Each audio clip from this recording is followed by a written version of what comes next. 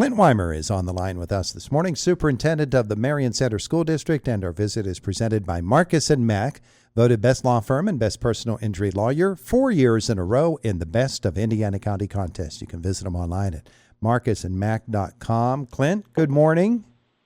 Good morning, Todd. It's good to have you with us here today as we talk about this particular, here we are coming to the end of March and on into April, and here will come prom season and it won't be long. We'll be talking about graduation. All of that is still to come, but still a lot of school year left and a lot of hard work, I know, being done in the classrooms there at Marion Center. You get to this portion of the year and maybe it's time to take a bit of a breath because the spring of the year is coming. Kids are getting a little bit antsy to maybe get outside a little bit, but the teachers have to keep them interested. And I've always been fascinated by the way teachers do that. And obviously some are going to be more successful based upon subject matter.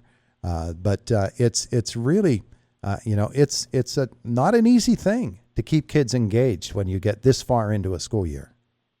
Yeah, absolutely. I mean, our teachers do a great job. All teachers do a great job this time of year as we're gearing up again for the standardized tests that occur in the spring. The weather starts getting nice. In elementary, where, of course, it's field trip season coming up. So there's a ton of things for a young person to be excited about.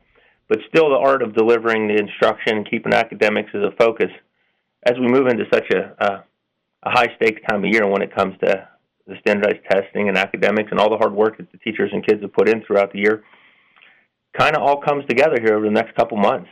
Yeah, I'm always interested as well in those standardized tests to know, because there is a value to the students themselves, and some school districts treat them as something that is something to be dreaded and to have to fight your way through. Some treat them entirely differently as an opportunity to look forward and to measure how you have made progress during the course of the year. But for a school district, the value of those tests, you have to find the value in them, and it really comes in how the state looks at the educational model that you're using in your particular school district, doesn't it?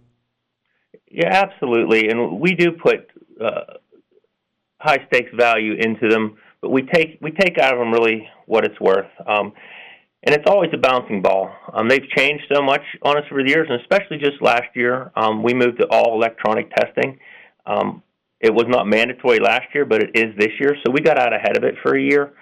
So, again, that had an impact on our scores.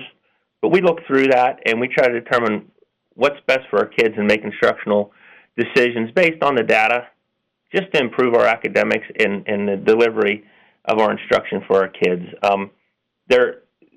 There is a need to put a high importance on it, but you got to look through it too and make sure you're still doing what's best for kids and trying to bring each child along at their own pace. So it's a balancing act to what you do with that data. Of course, we're all on the hook, everybody in the county. Some of us are scoring better than others, and we're just working to get a little better every day. Being electronically done now and the opportunity to get all of that information and that data compiled much quicker probably gives you a little bit more flexibility in designing curriculum, doesn't it? It does, but we're still trying to see through the impact of going virtual with it, because it did pose another challenge for our students as they work through it on the screen, on a computer, on a Chromebook. It's just not knowing the fundamentals. It's just not applying the foundation skills.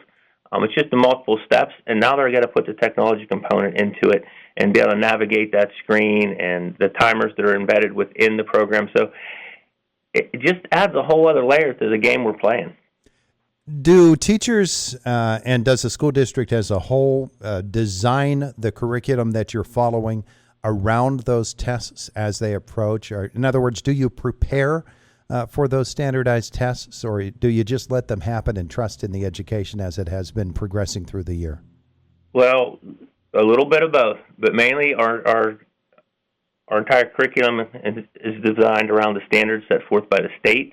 And, of course, the test is supposed to be based on those standards. But we're required, whether it's from health and PE to English and algebra, we're required to cover the standards set forth by the state. So that's what our scope and sequence of our curriculum is based off of. And hopefully on game day, that's what they designed a test around. And historically, that's what occurs. Yeah. Yeah. Okay. So that's what's happening in the classrooms and in the hallways at Marion Center. Meanwhile, in the administration offices, yeah, you're getting ready to, well, you're in the midst of right there fighting the battle. The budget battle is a yearly thing, and designing that to meet the district needs. You've got the educational needs. You've got all of the different personnel. And the union deals, of course, that are a part of it, the educational agreements with other agencies. Amidst all of that, you've got buildings to look after as well and properties. There's a lot that goes into a budget season, isn't there? Yeah, absolutely, A to Z. We're excited tonight. I think you'll see on the agenda, we're hoping to approve our teacher contract. So that is one thing that we're excited about here at Marion Center, to get that done and move on to the next big thing. But absolutely, as we look at facilities and athletic complexes, and just the rising cost of everything, like you had mentioned, there's a ton of satellite contracts that come across the plate of a district each and every year, and those are all falling in line as you're trying to create a budget. And again, it's a prospective budget off where we might be with the state and the monies they award to us.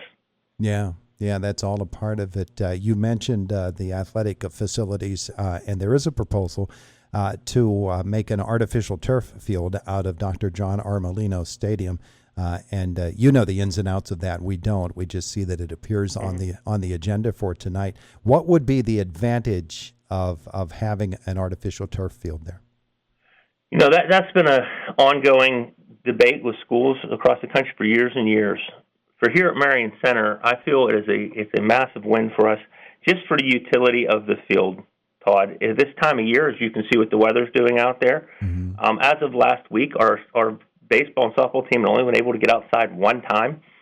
The utility of a turf field would allow us to get up there, take some infield practice, batting practice, just to get more kids on it, from recess to band to our community service projects. You know, when we have our current field up there right now, as you know, when we moved into by July last year, it was burning up on us. We had to really restrict the usage of it so it was ready to play on Friday nights.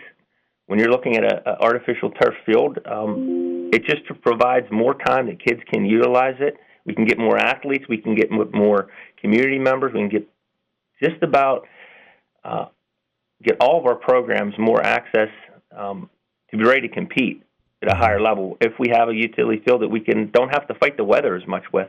Yeah. And when you go through the decision-making process, of course, there's a lot that goes into actually making an artificial turf field. It's not as simple as ripping off the dirt and rolling out a carpet. There's a lot of work that goes into it.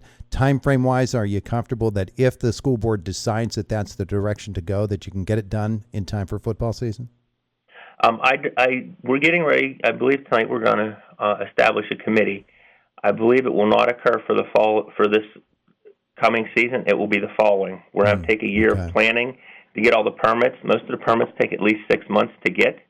Again, if the board so chooses to move forward this after we convene our planning committee tonight, we're looking at another year out before the project would be complete. We're entertaining doing artificial turf on a football field and redoing our track.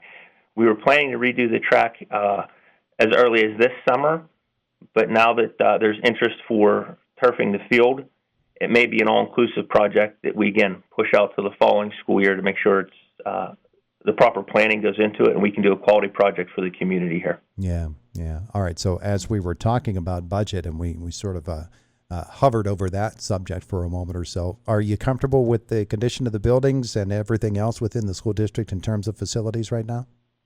Yeah. As always, when you're dealing with a complex is maybe as old as Marion Center, we always are doing micro improvements throughout the year. There's always a roof project somewhere lurking on the horizon. But overall, our facilities are sound. Our maintenance department, our custodian staff does a great job of keeping things clean and presentable and ready to accept our students and community on a daily basis. But as of right now, we're very pleased with our facilities. But there's always a project that I'm looking to do to improve things here for our kids. Yeah, absolutely. All right, so we've got spring sports starting. We've got Prom season is on the way, and as Oh. I said, graduation is not all that far off. The school year goes quick, doesn't it? It actually flies by. Like you said, this spring we have our academic excellence that occurs across the county. We got prom and graduation coming up, and it's just a very busy time of year. But it's exciting for kids. It's exciting for the staff, and our community comes out and supports our kids always. So we look forward to this time of year. Yeah, it's been a really exciting last few years for Marion Center in terms of athletics. We're going to have Mason Miller on with us coming up on Wednesday. How about that kid? Yeah, just doing some great things. We have, we've had some tremendous highlights in our athletic programs over the years, and I couldn't be more proud of our coaches, our students, and the support our community gives our programs here. I'm sure your varsity coaches are looking. They're saying, "Hey, that kid's going to be in 9th grade next year. We'll take him." I mean, we're you don't want to put too much pressure on any young person, but we're expecting big things, and he does a great job for us, and he's going to be somebody to watch. That's for sure. Yeah, all of those student athletes and the student scholars who are doing things in band and in all of the other pursuits. It's a really exciting time of the year, and it's a great time to celebrate kids. And I know that the Marion Center School District is proud of every athlete and every student there. Yeah, we just ended our musical. That went off amazingly. It was a great show, and a ton of kids are involved with that, and the community also comes out to support that greatly. And that's just an avenue, again, of diverse opportunities that students have here in public education. But again, none of it could happen without the support of our staff, the parents, and the community to get behind the school and get behind our kids. And like you said, there's a plethora of things that make public education a special place. And it's not always about the test scores. It's about the programs and opportunities we offer kids. Absolutely. Well, Clint, it's been good to visit with you here today. Good luck on the continuation of the school year and in those standardized tests and on the athletic fields and wherever else Marion Center is involved. It's always great talking with you, Todd, and thank you again. Clint Weimer of the Marion Center School District. It is the voice of Indiana County, WCCS 101.1 FM, AM 1160, and WCCSradio.com.